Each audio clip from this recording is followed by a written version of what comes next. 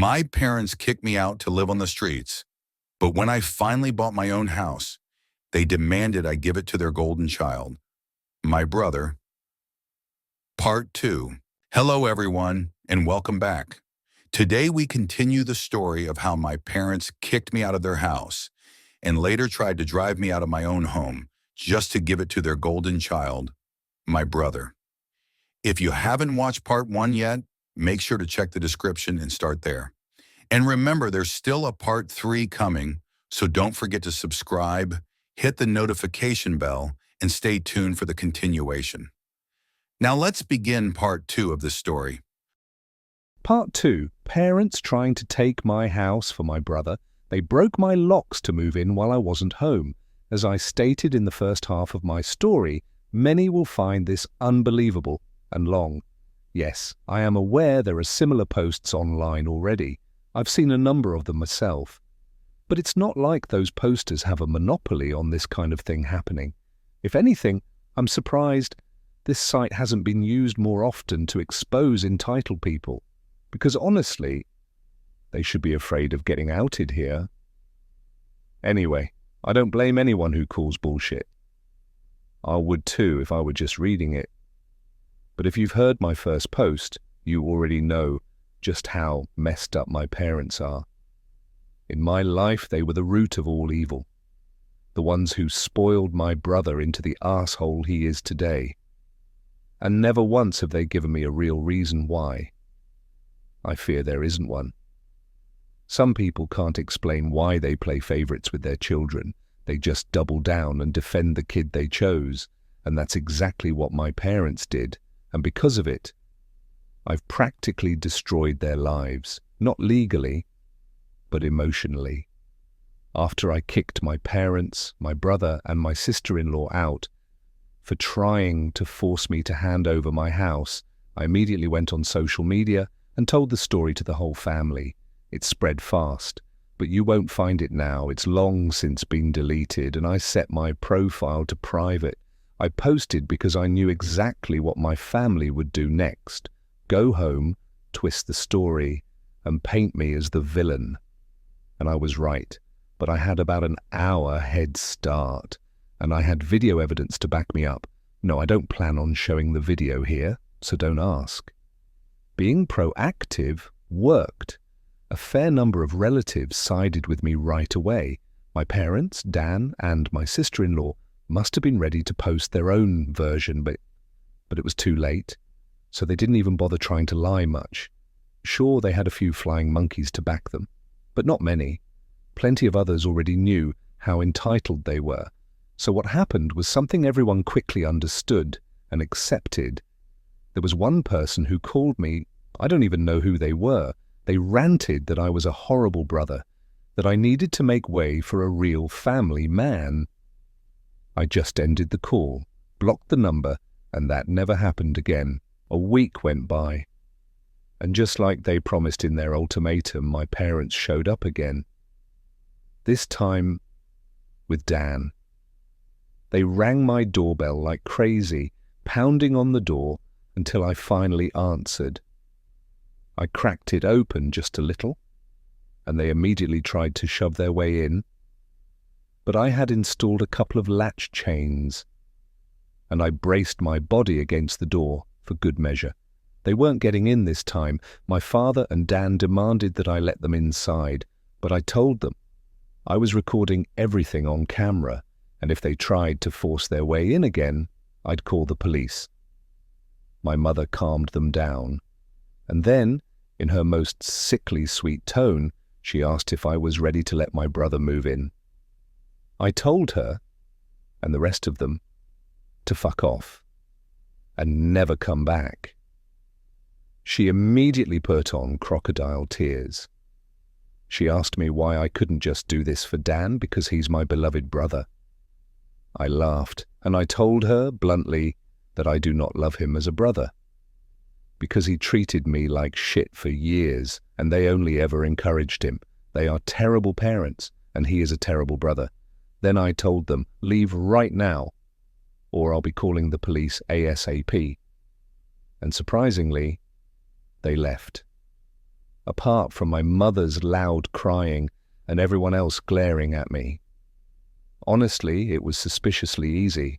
I thought maybe, just maybe, the whole mess was finally over, but I should have known better because they had even dumber plans in mind. That Friday evening, I came home to find a moving truck and my brother's minivan parked in my driveway. Dan and his family were unloading boxes. Dan waved at me with a shit-eating grin. I was furious. I told him and the rest of his family to stop. But my sister-in-law, smugly, told me that, like it or not, they were moving in. And then, tilting her head with the fakest smile, she said, "It's okay, because my mommy allowed it. And you should always listen to what your mommy tells you."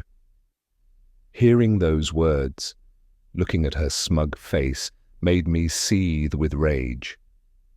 So I locked myself in my truck and called the cops right away.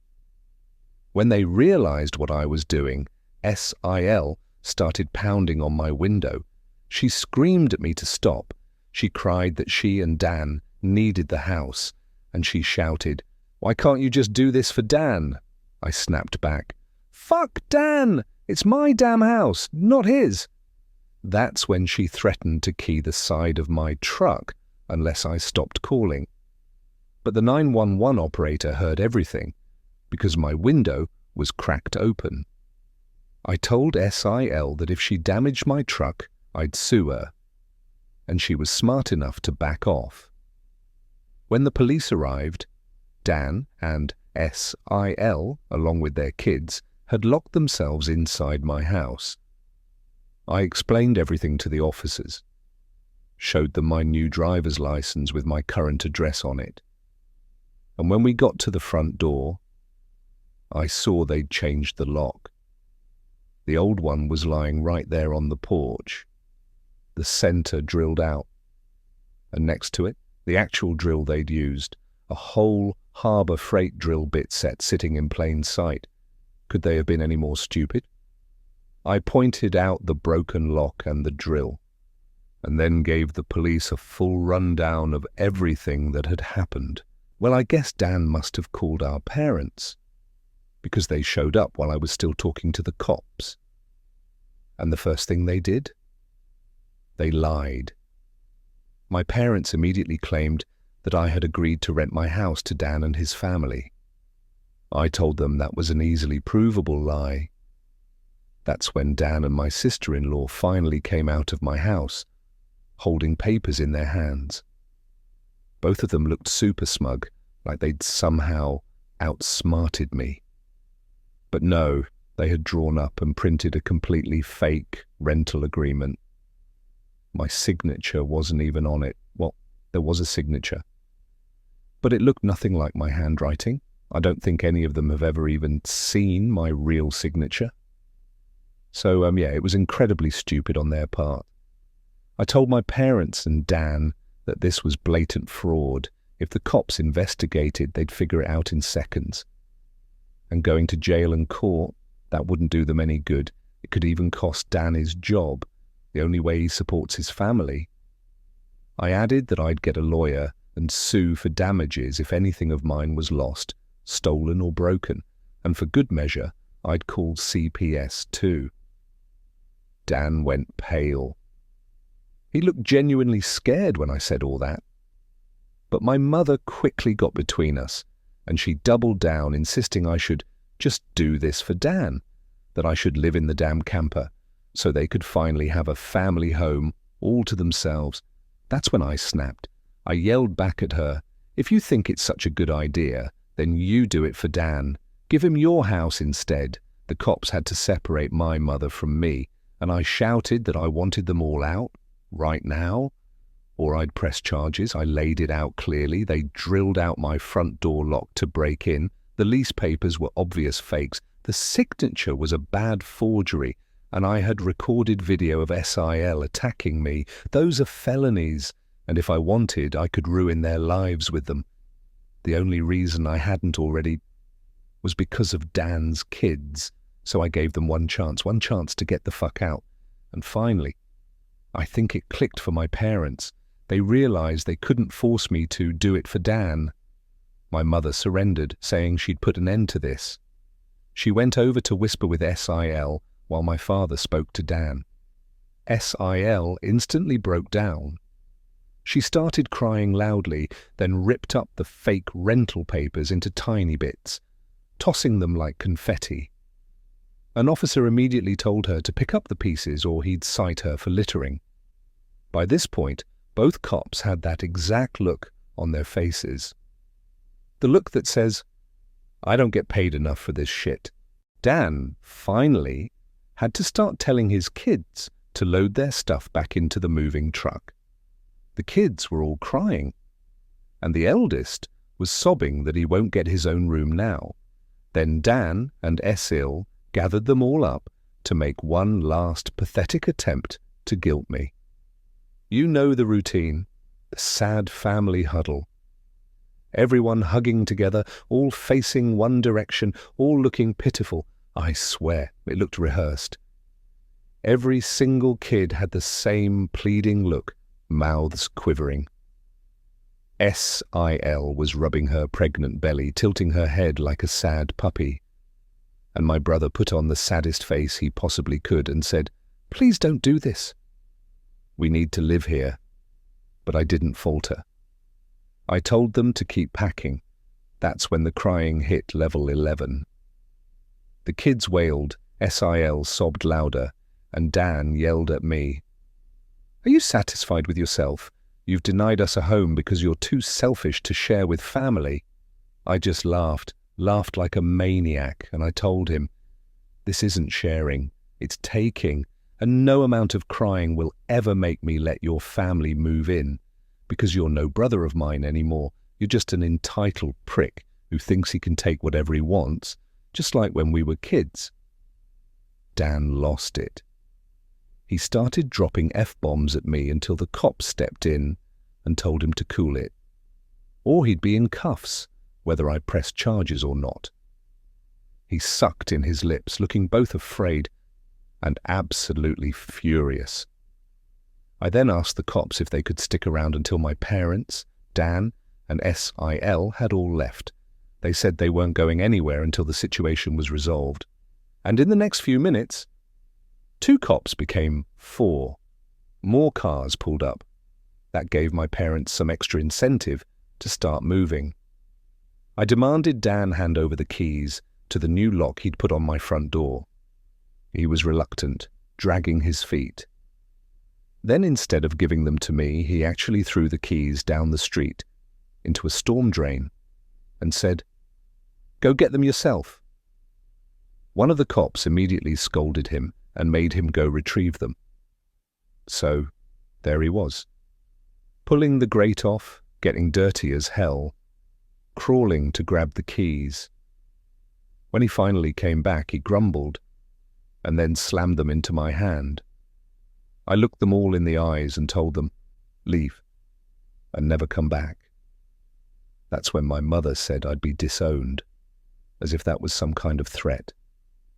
I laughed right in her face, and sarcastically I said, "Oh no, that means I won't get to come to your holidays. Well, you always treat me like shit anyway, because Dan is your obvious favorite. You treated me so badly growing up that if Dan ever needed an organ donor, I wouldn't give him a damn thing. So why don't you all just do what you always told me to do when I was mistreated by you, and suck it up?" My parents were floored after I said all of that. And the 4 cops standing there, they were looking pretty judgmental too. Take my advice. If you ever want to put nasty parents like mine on the spot, confront them in front of police, because they won't try anything really stupid then. My mother just started crying and walking away. My father just stood there, red in the face, looking like he wanted to hit me.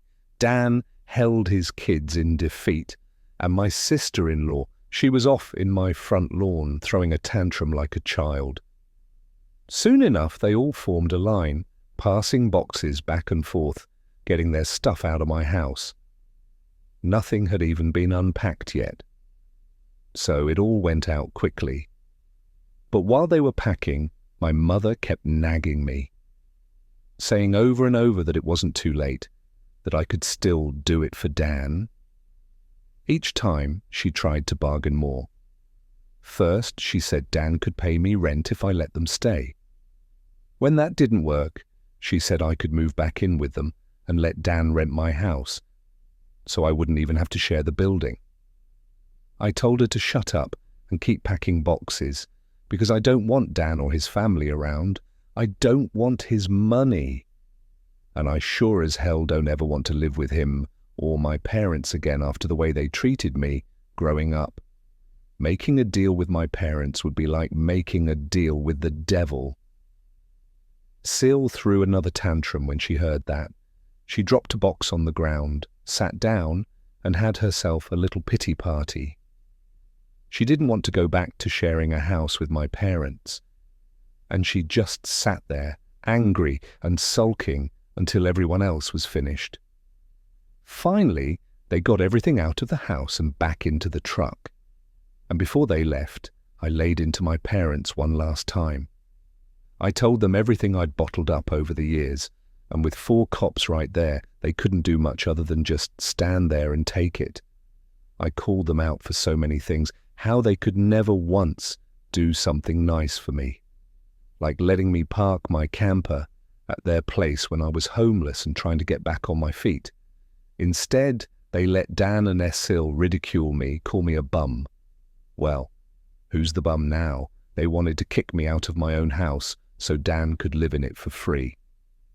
Yet, when I needed a place, they tried to gouge me for more money than I could afford just to park my camper, when they knew I had no job. The cops kept giving them these extremely judgmental stares while I laid it all out. And I asked my parents, point blank, what did I ever do, other than being born, to deserve being treated so badly by you? Because now, when I finally had a little success in life, they tried to snatch it away, just to give it to their favorite child. They'd rather I give everything to Dan and keep nothing for myself. I told them, I bought this house with the money that I earned. I owe you nothing, and I'll never ask anything from you again, because clearly, in your eyes, I'll never be anything more than a doormat or a cash cow. I got nothing back from them. They just stood there, looking like fish out of water. So I kept ranting. I asked them straight to their faces, what in God's name made them think they were such good parents after all of that? My father went beet red. But this time it looked more like embarrassment than anger. My mother started crying, saying she was a horrible person. I didn't hold back. I bluntly agreed, yes, she is a horrible person. They all are. And I told them I damn well hope they'll get what's coming to them. They were shitty people and they knew it. If I'd brought all this up in private, they'd have just gotten angry and played the victim. They'd kept denying everything for so long that denial became part of who they are. My mother buried her face in my father's jacket and sobbed. My father looked more defeated than I'd ever seen him. Dan and his family kept their distance while they finished loading the truck. I watched to make sure none of my stuff went missing, not that I had much yet. At that point, I was lucky to even own a couch. They climbed into their vehicles. SIL stood on the lawn, staring at me with pure malice until Dan finally got her into the minivan. Then they drove off. As soon as they left, I went online and told the whole story. My parents were too embarrassed to defend themselves this time. Before this, the family had been split on who to believe. After this, it turned into a landslide. Nearly everyone sided with me. Those who didn't, well, they simply stayed neutral. All the "we did it for Dan" lines, nobody bought them anymore. Any remaining support my parents had within the family evaporated. Even people I never expected to take my side. They did. That included some of the former flying monkeys. Apparently, everyone had finally had enough. Around that time, I even offered to host half the family for Christmas Eve at my new house. My parents were not invited, Strangely, I wasn't blocked on Dan and SIL's profiles. I noticed SIL had her fourth baby in early November. They're still living with my parents. I'm pretty sure they knew I was watching. SIL kept posting passive-aggressive stuff every couple of weeks, complaints about not having enough space at my parents' house, probably an attempt to guilt-trip me, and I'll bet it's driving my parents insane. No peace and quiet in their old age with three rowdy, obnoxious kids, a mentally unstable SIL, their golden child son, and a newborn, all under one roof. Maybe they should move into a camper in their own backyard and let Dan take over their house completely. Maybe then they'd finally get some peace. Yeah, they could do that for Dan. Thank you for watching the second part of the story all the way to the end. The third part will be released exactly 3 days from now, so make sure to subscribe to our channel and turn on notifications so you won't miss it. Leave a comment and tell us what you think about this story. We'd really love to hear your thoughts. It's a truly gripping story, and there is still so much more ahead.